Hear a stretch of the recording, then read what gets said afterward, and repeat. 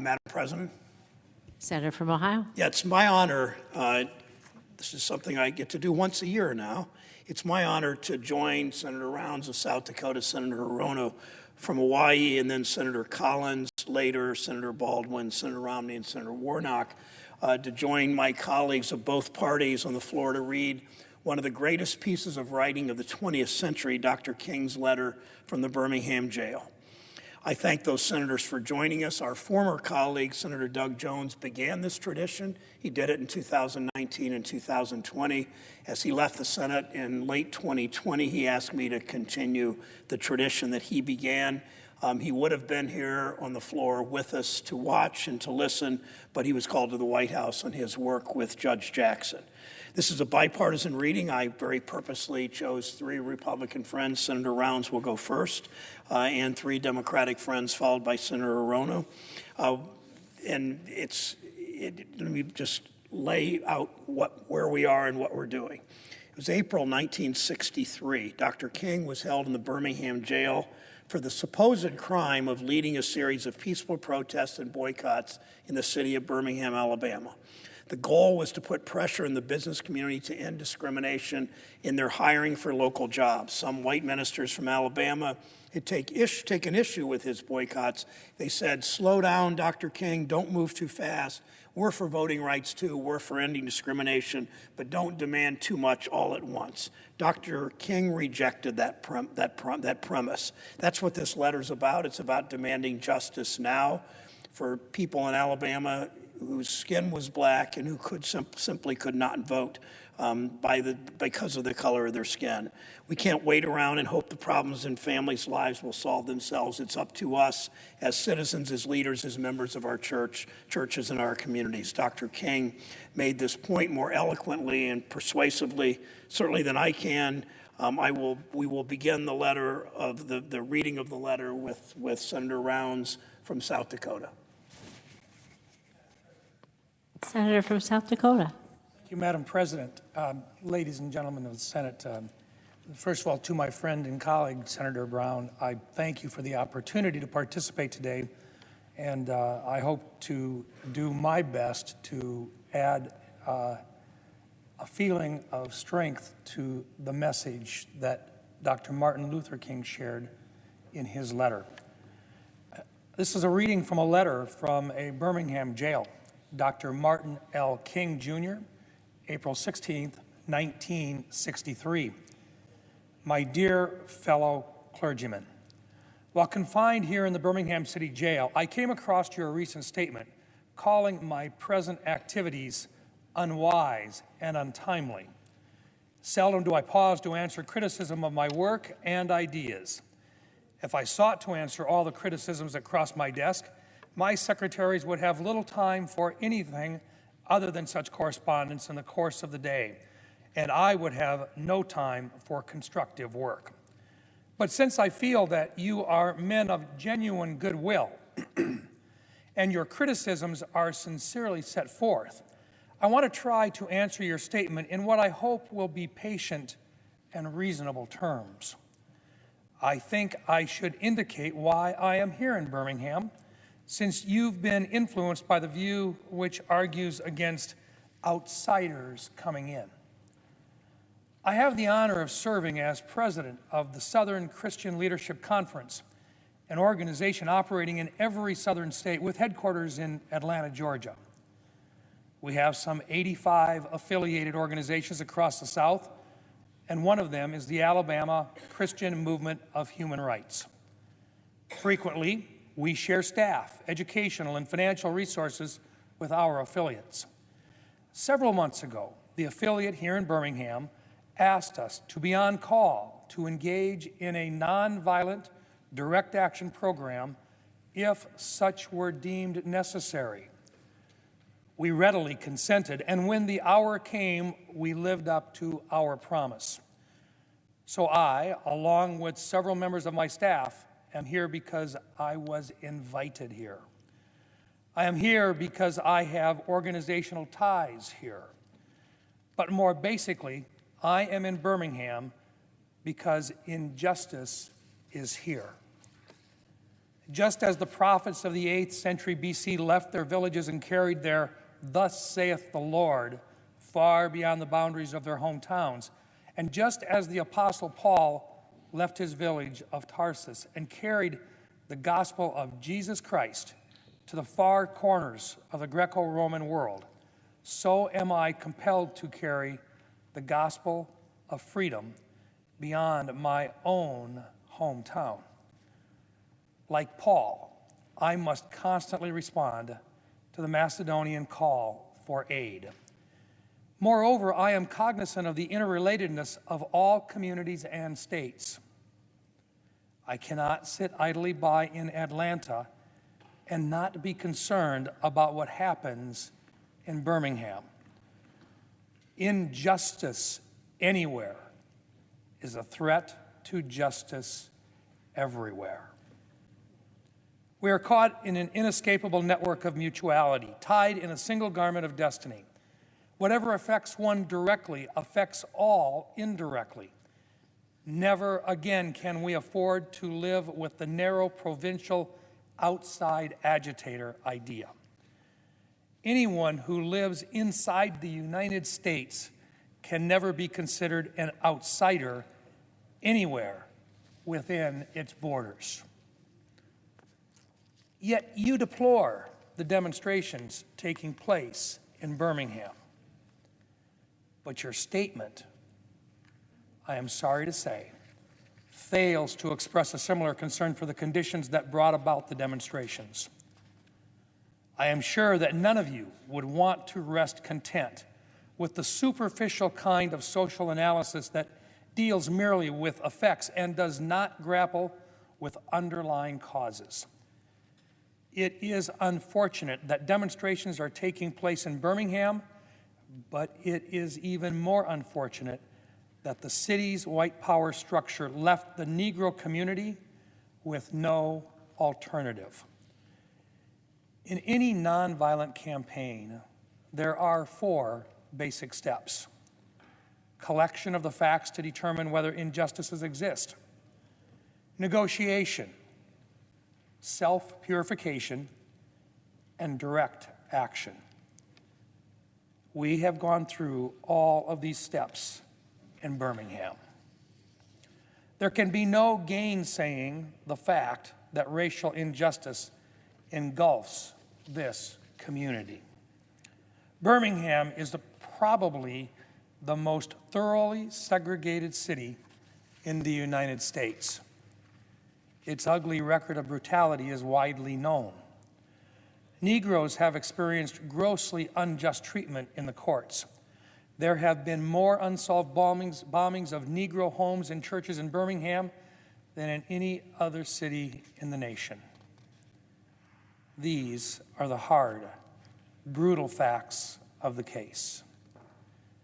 On the basis of these conditions, Negro leaders sought to negotiate with the city fathers, but the latter consistently refused to engage in good faith negotiation.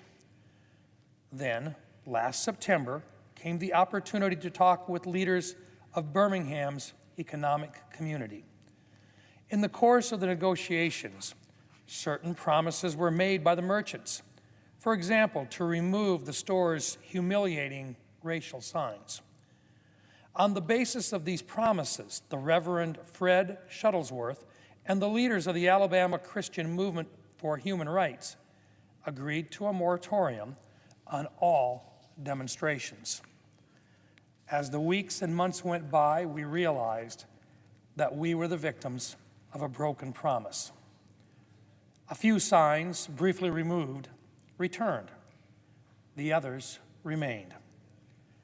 As in so many past experiences, our hopes had been blasted, and the shadow of deep disappointment settled upon us. We had no alternative except to prepare for direct action, whereby we would present our very bodies as a means of laying our case before the conscience of the local and the national community. Mindful of the difficulties involved, we decided to undertake a process of self-purification. We began a series of workshops on nonviolence, and we repeatedly asked ourselves, Are you able to accept blows without retaliating? Are you able to endure the ordeal of jail? We decided to schedule our direct action program for the Easter season, realizing that except for Christmas, this is the main shopping period of the year.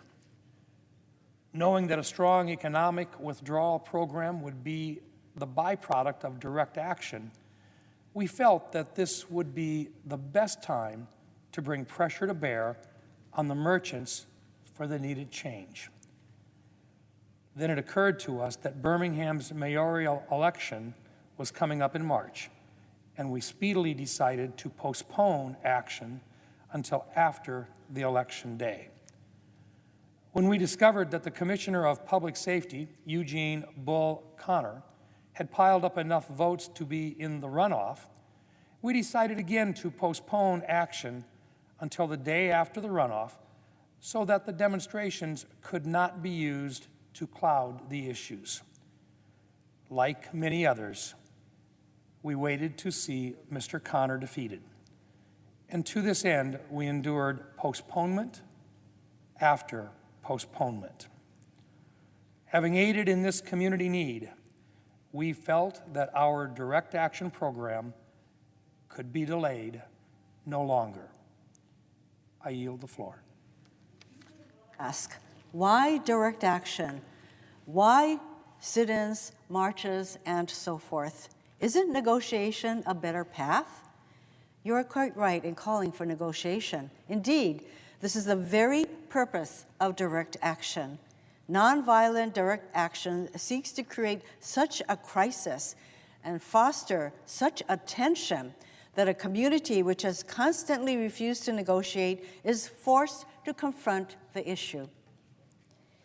It seeks so to dramatize the issue that it can no longer be ignored. My citing the creation of tension as part of the work of the nonviolent resistor may sound rather shocking, but I must confess that I am not afraid of the word tension. I have earnestly opposed violent tension, but there is a type of constructive, nonviolent tension which is necessary for growth.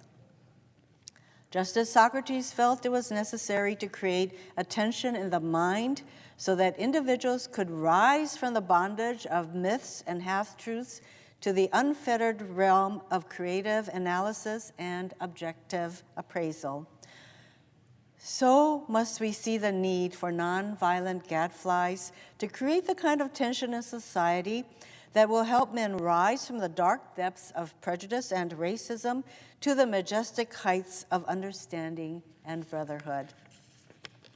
The purpose of our direct action program is to create a situation so crisis-packed that it will inevitably open the door to negotiation. I therefore concur with you in your call for negotiation.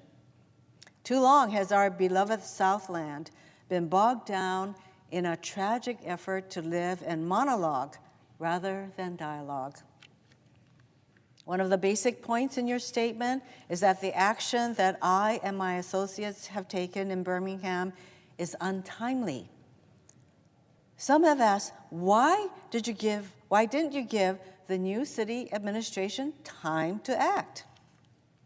The only answer that I can give to this query is that the new Birmingham administration must be prodded about as much as the outgoing one before it will act. We are sadly mistaken if we feel that the election of Albert Boutwell as mayor will bring the millennium to Birmingham. While Mr. Boutwell is a much more gentle person than Mr. Connor, they are both segregationists dedicated to maintenance of the status quo.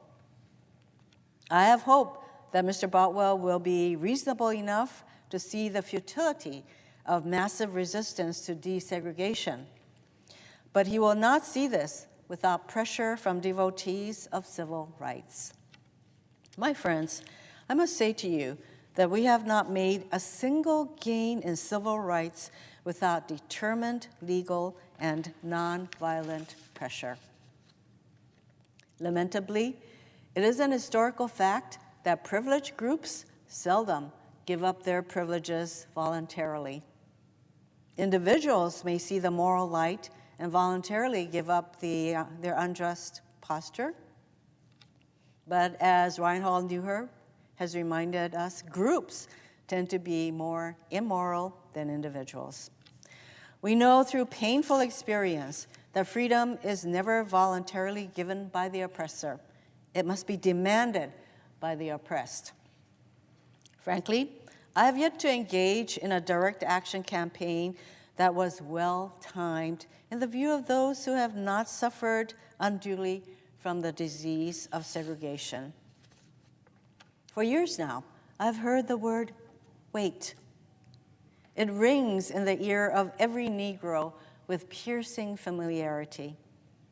This wait has almost always meant never.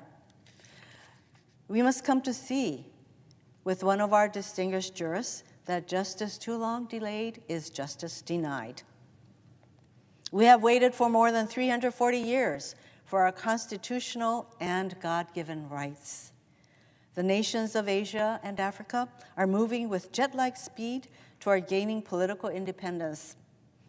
But we still creep at horse and buggy pace toward gaining a cup of coffee at a lunch counter. Perhaps it is easy for those who have never felt the stinging darts of segregation to say, wait. But when you have seen vicious mobs lynch your mothers and fathers at will and drown your sisters and brothers at whim, when you have seen hate-filled policemen curse, kick, and even kill your black brothers and sisters, when you see the vast majority of your 20 million Negro brothers smothering in an airtight cage of poverty in the midst of an affluent society, when you suddenly find your tongue twisted and your speech stammering as you seek to explain to your 6-year-old daughter why she can't go to the public amusement park that has just been advertised on television, and see tears welling up in her eyes when she is told that Funtown is closed to colored children, and see ominous clouds of inferiority beginning to form in her little mental sky, and see her beginning to distort her personality by developing an unconscious bitterness toward white people. When you have to concoct an answer for the 5-year-old son who is asking, Daddy, why do white people treat colored people so mean? When you take a cross-country drive and find it necessary to sleep night after night in the uncomfortable corners of your automobile because no motel will accept you. When you are humiliated day in and day out by nagging signs reading white and colored. When your first name becomes a racial slur, your middle name becomes boy, however old you are, and your last name becomes John, and your wife and mother are never given the respected title Mrs. When you are harried by day and haunted by night by the fact that you are a Negro living constantly at tiptoe stance, never quite knowing what to expect next, and are plagued with inner fears and outer resentments. When you are forever fighting a degenerating scene of nobodiness, then you will understand why we find it difficult to wait. There comes a time when the cup of endurance runs over and men are no longer willing to be plunged into the abyss of despair.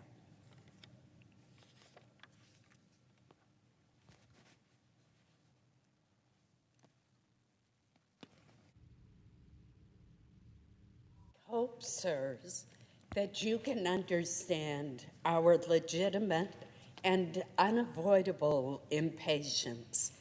You express a great deal of anxiety over our willingness to break laws. This is certainly a legitimate concern. Since we so diligently urge people to obey the Supreme Court's decision of 1954 outlawing segregation in the public schools, at first glance, it may seem rather paradoxical for us to consciously break laws. One may well ask, how can you advocate breaking some laws and obeying others? The answer lies in the fact that there are two types of laws, just and unjust. I would be the first to advocate obeying just laws. One has not only a legal, but a moral responsibility to obey just laws. Conversely, one has a moral responsibility to disobey unjust laws.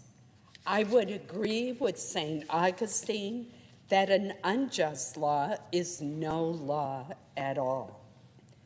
Now, what is the difference between the two? How does one determine whether a law is just or unjust? A just law is a man-made code that squares with the moral law or the law of God. An unjust law is a code that is out of harmony with the moral law. To put it in the terms of St. Thomas Aquinas, an unjust law is a human law that is not rooted in eternal law and natural law. Any law that uplifts human personality is just. Any law that degrades human personality is unjust. All segregation statutes are unjust because segregation distorts the soul and damages the personality.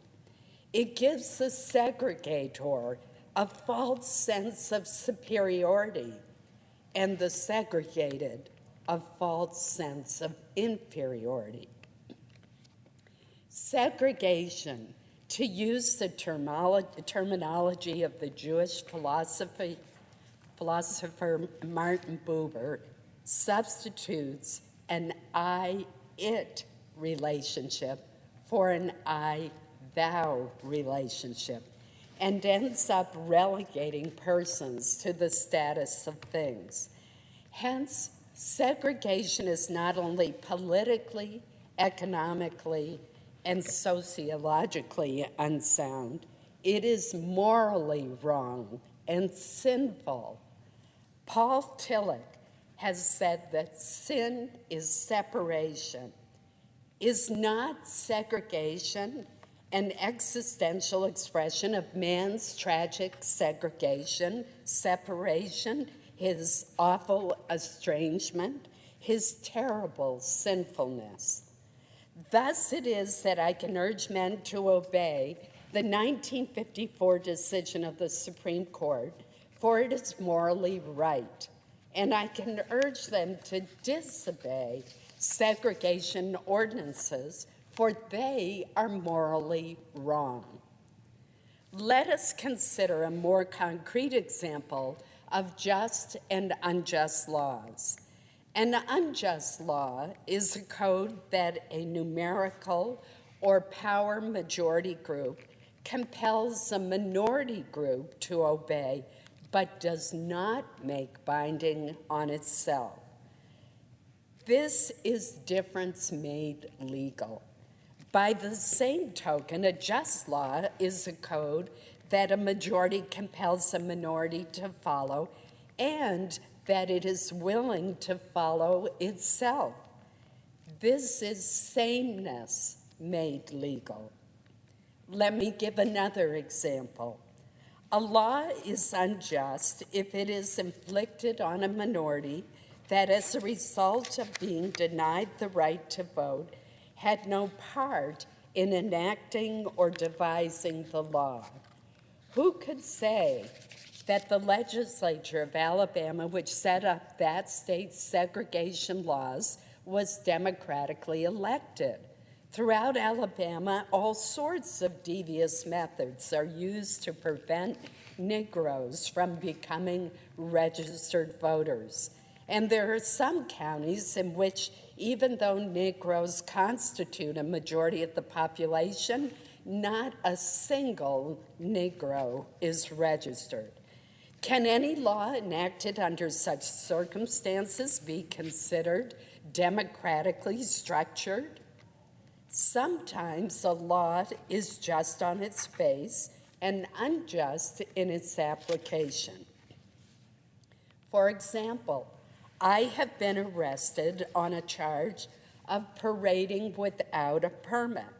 Now, there is nothing wrong in having an ordinance that requires a permit for a parade, but such an ordinance becomes unjust when it is used to maintain segregation and to deny citizens the First Amendment privilege of peaceful assembly and protest. I hope you are able to see the distinction I am trying to point out. In no sense do I advocate evading or defying the law, as would a rabid segregationist. That would lead to anarchy. One who breaks an unjust law must do so openly, lovingly, and with a willingness to accept the penalty. I submit that an individual who breaks a law that conscience tells him is unjust and who willingly accepts the penalty of imprisonment in order to arouse the conscience of the community over its injustice is in reality expressing the highest respect for law. Of course, there is nothing new about this kind of civil disobedience. It was evidenced sublimely in the refusal of Shadrach, Meshach, and Abednego to obey the laws of Nebuchadnezzar on the ground that a higher moral law was at stake. It was practiced superbly by the early Christians who were willing to face hungry lions and the excruciating pain of chopping blocks rather than submit to certain unjust laws of the Roman Empire. To a degree, academic freedom is a reality today because Socrates practiced civil disobedience. In our own nation, the Boston Tea Party represented a massive act of civil disobedience. We should never forget that everything Adolf Hitler did in Germany was legal, and everything the Hungarian freedom fighters did in Hungary was illegal. It was illegal to aid and comfort a Jew in Hitler's Germany. Even so, I am sure that had I lived in Germany at the time, I would have aided and comforted my Jewish brothers. If today I lived in a communist country where certain principles dear to the Christian faith are suppressed, I would openly advocate disobeying that country's anti-religious laws. I must make two honest confessions to you, my Christian and Jewish brothers. First, I must confess that over the past few years, I've been gravely disappointed with the white moderate. I've almost reached the regrettable conclusion that the Negro's great stumbling block is his stride toward freedom, is not the white citizen's consular or the Ku Klux Klaner, but the white moderate who is more devoted to order than to justice, who prefers a negative peace, which is the absence of tension, to a positive peace, which is the presence of justice, who constantly says, I agree with you in the goal you seek, but I cannot agree with your methods of direct action, who paternalistically believes he can set the timetable for another man's freedom, who lives by a mythical concept of time, and who constantly advises the Negro to wait for a more convenient season. Shallow understanding from people of goodwill is more frustrating than absolute misunderstanding from people of ill will. Lukewarm acceptance is much more bewildering than outright rejection. I had hoped that the white moderate would understand that law and order exist for the purpose of establishing justice, and when they fail in this purpose, they become the dangerously structured dams that block the flow of social progress. I had hoped that the white moderate would understand that the present tension in the South is a necessary phase of the transition from an obnoxious negative peace in which the Negro passively accepted his unjust plight to a substantive and positive peace in which all men will respect the dignity and worth of human personality. Actually, we who engage in nonviolent direct action are not the creators of tension. We merely bring to the surface the hidden tension that is already alive. We bring it out in the open where it can be seen and dealt with. Like a boil that can never be cured so long as it is covered up, but must be open with all of its ugliness to the natural medicines of air and light, injustice must be exposed with all the tension its exposure creates to the light of human conscience in the air of national opinion before it can be cured. In your statement, you assert that our actions, even though peaceful, must be condemned because they precipitate violence. But is this a logical assertion? Isn't this like condemning a robbed man because his possession of money precipitated the evil act of robbery? Isn't this like condemning Socrates because his unswerving commitment to truth and his philosophical inquiries precipitated the act by the misguided populace in which they made him drink hemlock? Isn't this like condemning Jesus because his unique God consciousness and never ceasing devotion to God's will precipitated the evil act of crucifixion?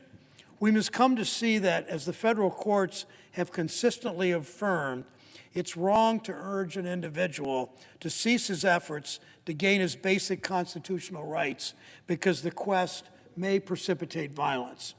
Society must protect the robbed and punish the robber. I'd hoped that the white moderate would reject the myth concerning time in relation to the struggle for freedom. I just received a letter from a white brother in Texas. He writes, all Christians know that the colored people will receive equal rights eventually, but it's possible that you are in too great a religious hurry. It has taken Christianity almost 2,000 years to accomplish what it has. The teachings of Christ take time to come to earth. Such an attitude stems from a tragic misconception of time, from the strangely irrational notion that there's something in the very flow of time that will inevitably cure all ills. Actually, time itself is neutral. It can be used either destructively or constructively. More and more, I feel that the people of ill will have used time much more effectively than have the people of goodwill. We'll have to repent in this generation, not merely for the hateful words and actions of the bad people, but for the appalling silence of the good people. Human progress never rolls in on wheels of inevitability. It comes through the tireless efforts of men willing to be co-workers with God, and without this hard work, time itself becomes an ally of the forces of social stagnation. We must use time creatively in the knowledge that the time is always ripe to do right. Now is the time to make real the promise of democracy in transforming our pending national elegy into a creative psalm of brotherhood. Now is the time to lift our national policy from the quicksand of racial injustice to the solid rock of human dignity. You speak of our activity in Birmingham as extreme. At first, I was rather disappointed that fellow clergymen would see my nonviolent efforts as those of an extremist. I began thinking about the fact that I stand in the middle of two opposing forces in the Negro community. One is a force of complacency, made up in part of Negroes who, as a result of long years of oppression, are so drained of self-respect and a sense of somebodyness that they've adjusted to segregation, and in part of a few middle-class Negroes because of a degree of academic and economic security, and because of some ways they profit by segregation, have become insensitive to the problems of the masses. The other force is one of bitterness and hatred. It comes perilously close to advocating violence.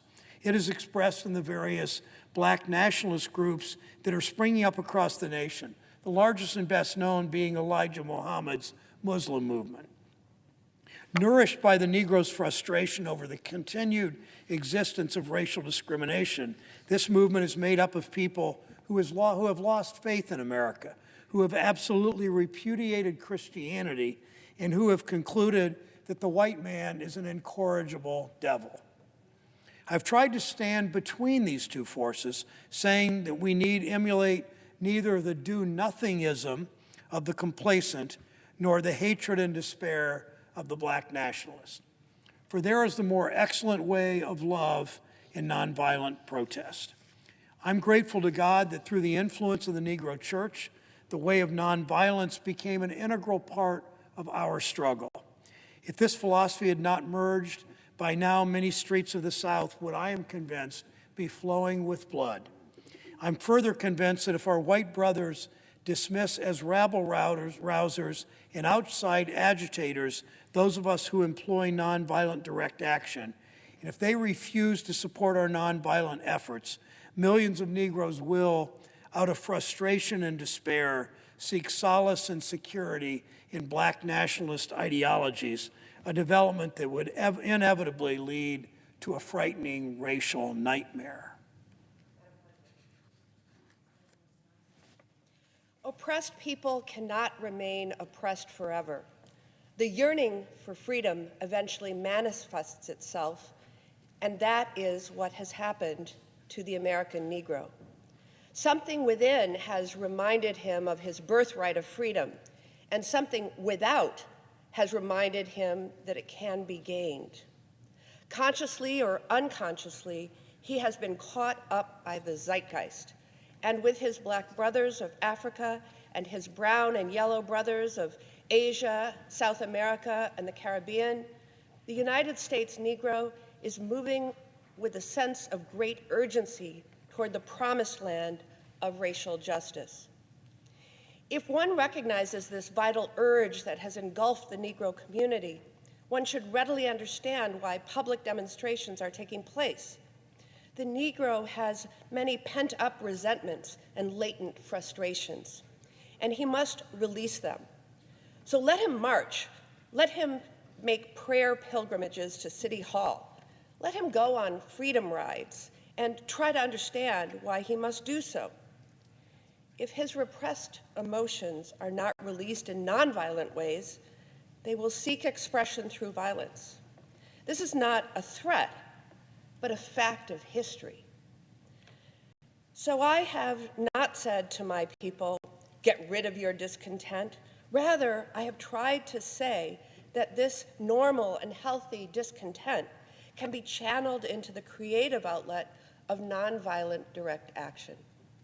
And now this approach is being termed extremist. But though I was initially disappointed at being categorized as extremist, as I continue to think about the matter, I gradually gained a measure of satisfaction from the label. Was not Jesus an extremist for love?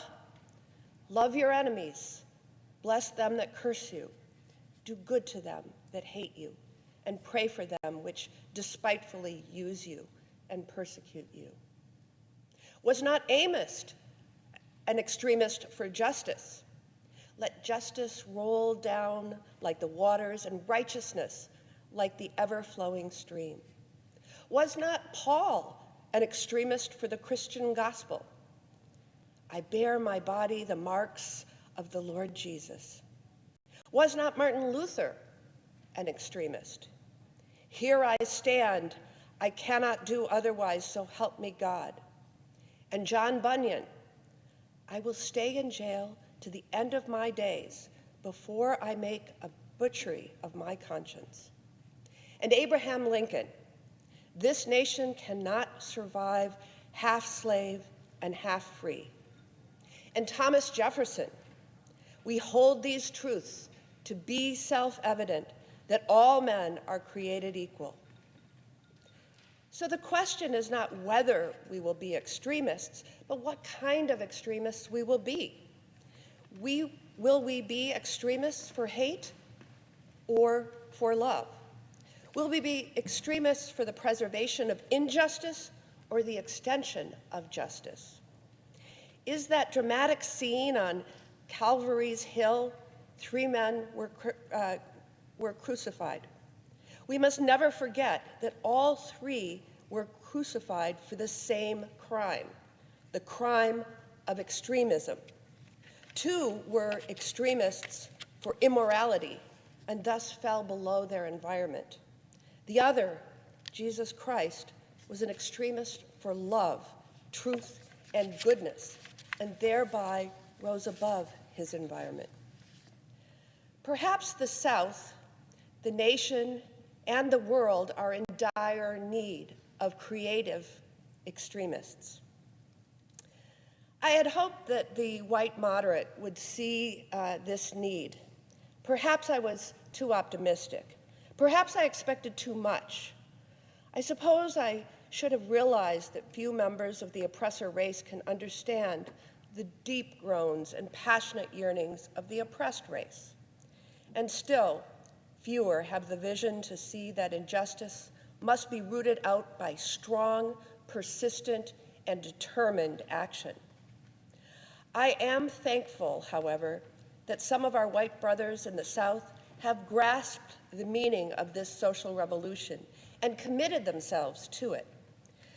They are still all too few in quantity, but they are big in quality. Some, such as Ralph McGill, Lillian Smith, Harry Golden, James McBride,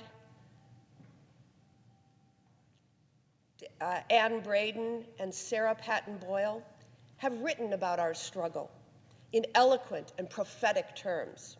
Others have marched with us down nameless streets of the South. They have languished in filthy, roach-infested jails, suffering the abuse and brutality of policemen who view them as dirty, expletive lovers. Unlike so many of their moderate brothers and sisters, they have recognized the urgency of the moment and sensed the need for powerful action, antidotes to combat the disease of segregation. Let me take note of my other major disappointment. I have been so greatly disappointed with the white church and its leadership. Of course, there are some notable exceptions. I am not unmindful of the fact that each of you has taken some significant stands on this issue. I commend you, Reverend Stallings, for your Christian stand on this past Sunday in welcoming Negroes to your worship service on a non-segregated basis. I commend the Catholic leaders of this state for integrating Spring Hill College several years ago. But despite these notable exceptions, I must honestly reiterate that I have been disappointed with the church. I do not say this as one of those negative critics who can always find something wrong with the church. I say this as a minister of the gospel who loves the church, who was nurtured in its bosom, who has been sustained by its spiritual blessings, and who will remain true to it as long as the cord of life shall lengthen.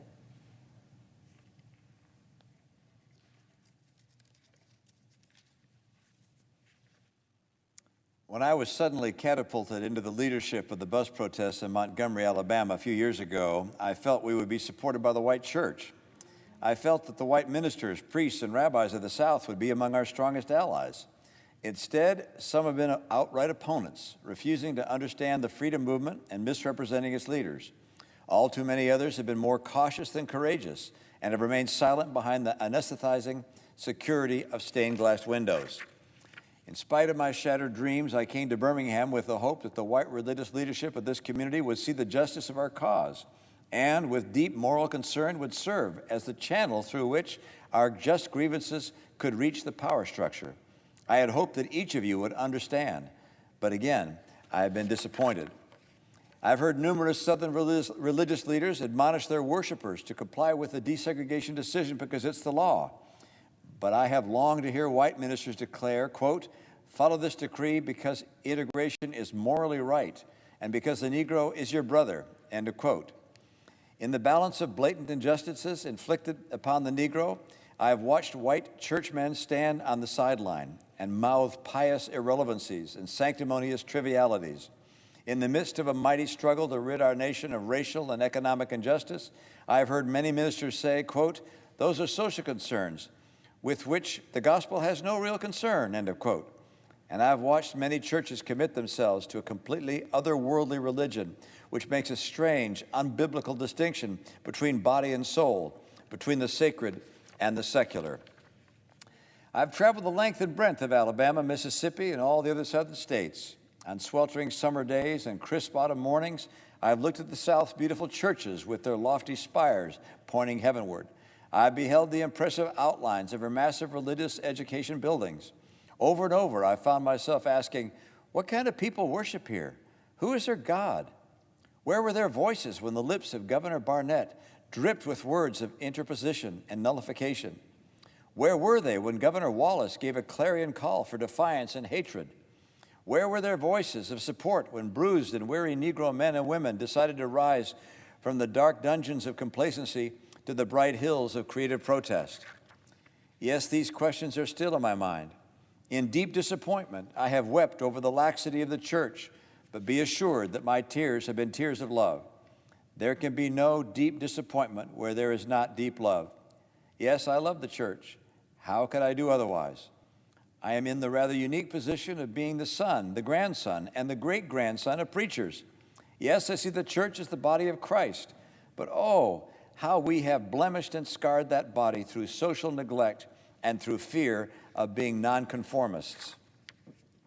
There was a time when the church was very powerful, in the time when the early Christians rejoiced at being deemed worthy to suffer for what they believed. In those days, the church was not merely a thermometer that recorded the ideas and principles of popular opinion.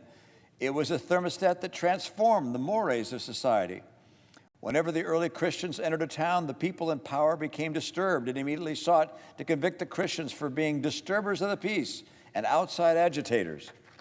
But the Christians pressed on in the conviction that they were a colony of heaven, called to obey God rather than man.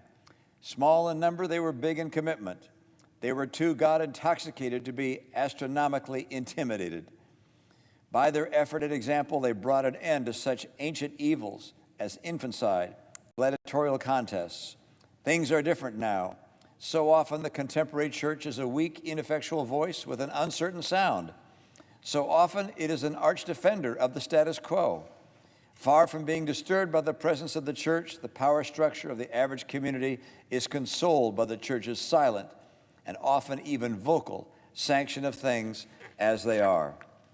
But the judgment of God is upon the church as never before. If today's church does not recapture the sacrificial spirit of the early church, it will lose its authenticity, forfeit the loyalty of millions, and be dismissed as an irrelevant social club with no meaning for the 20th century.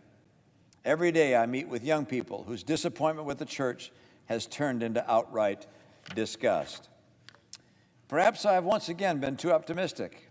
Is organized religion too inextricably bound to the status quo to save our nation and the world? Perhaps I must turn my faith to the inner spiritual church, the church within the church, as the true ecclesia and the hope of the world. But again, I am thankful to God that some noble souls from the ranks of organized religion have broken loose from the paralyzing chains of conformity and joined us as active partners in the struggle for freedom. They have left their secure congregations and walked the streets of Albany, Georgia, with us. They have gone down the highways of the South on tortuous rides for freedom. Yes, they have gone to jail with us. Some have been dismissed from their churches, have lost the support of their bishops and fellow ministers, but they have acted in the faith that right defeated is stronger than evil triumphant. Their witness has been the spiritual salt that has preserved the true meaning of the gospel in these troubled times. They have carved a tunnel of hope through the dark mountain of disappointment. I hope the church as a whole will meet the challenge of this decisive hour. But even if the church does not come to the aid of justice, I have no despair about the future. I have no fear about the outcome of our struggle in Birmingham, even if our motives are at present misunderstood. We will reach the goal of freedom in Birmingham and all over the nation, because the goal of America is freedom.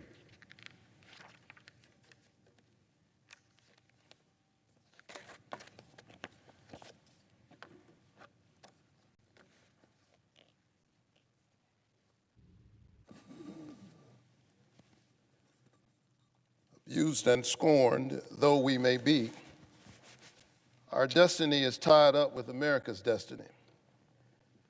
Before the Pilgrims landed at Plymouth, we were here. Before the pen of Jefferson etched the majestic words of the Declaration of Independence across the pages of history, we were here. For more than 2 centuries, our forebears labored in this country without wages. They made cotton king. They built the homes of their masters while suffering gross injustice and shameful humiliation. And yet, out of a bottomless vitality, they continued to thrive and develop. If the inexpressible cruelties of slavery could not stop us, the opposition we now face will surely fail. We will win our freedom because the sacred heritage of our nation and the eternal will of God are embodied in our echoing demands.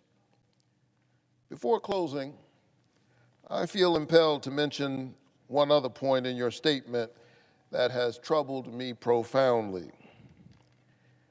You warmly commended the Birmingham police force for keeping order and preventing violence.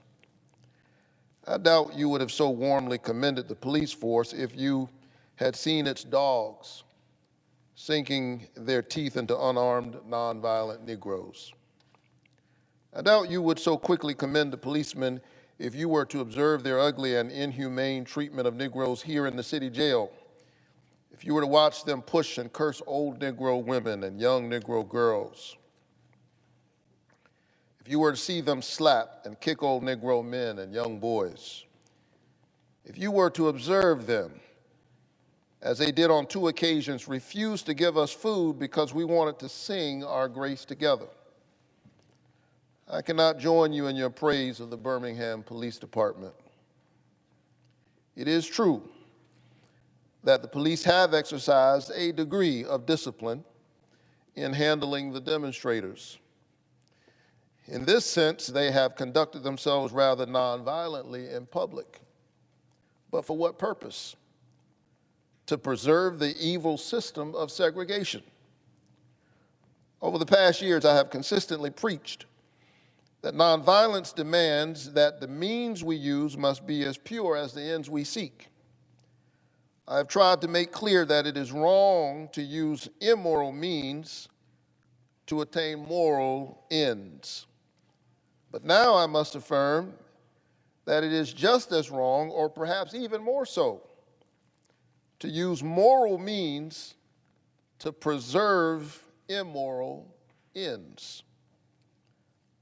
Perhaps Mr. Connor and his policemen have been rather nonviolent in public, as was Chief Pritchett in Albany, Georgia, but they have used the moral means of nonviolence to maintain the immoral end of racial injustice.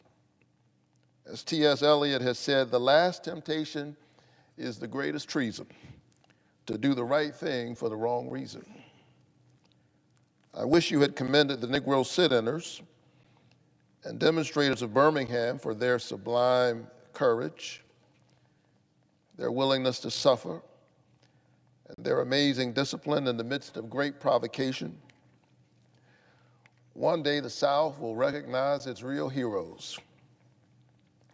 They will be the James Merediths, with a noble sense of purpose that enables them to face jeering and hostile mobs, and with the agonizing loneliness that characterizes the life of the pioneer.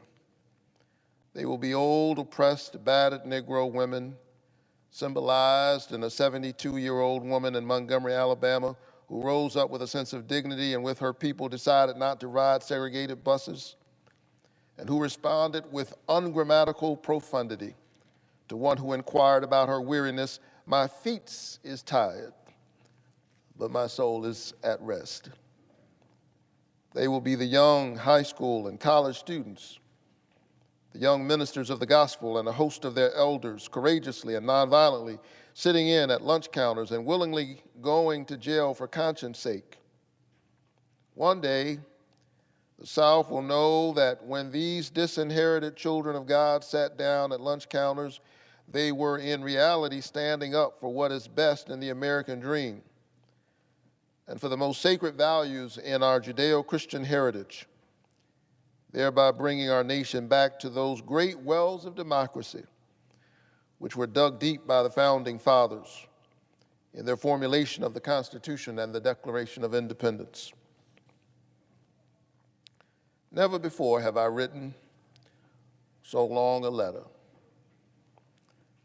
I'm afraid it is much too long to take your precious time.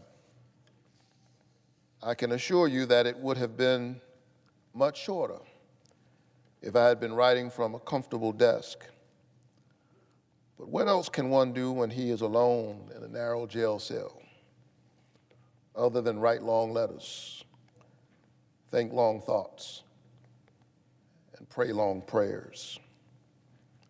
If I have said anything in this letter that overstates the truth and indicates an unreasonable impatience, I beg you to forgive me. If I have said anything that understates the truth and indicates my having a patience that allows me to settle for anything less than brotherhood, I beg God to forgive me. I hope this letter finds you strong in the faith. I also hope that circumstances will soon make it possible for me to meet each of you, not as an integrationist or a civil rights leader, but as a fellow clergyman and a Christian brother.